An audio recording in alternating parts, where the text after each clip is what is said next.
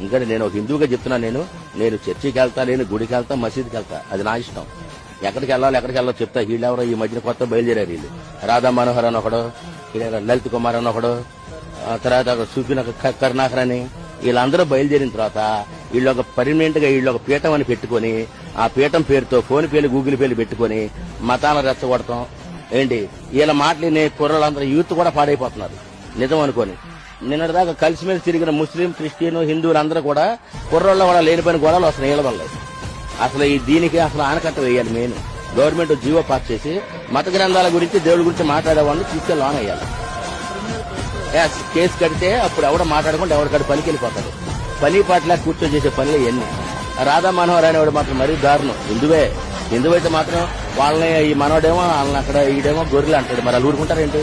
వాళ్ళు ఏమన్నారు, మమ్మల్ని అక్కడ బర్రెలు అంటున్నారు. మరి అవకాశం ఇచ్చింది ఇదేగా.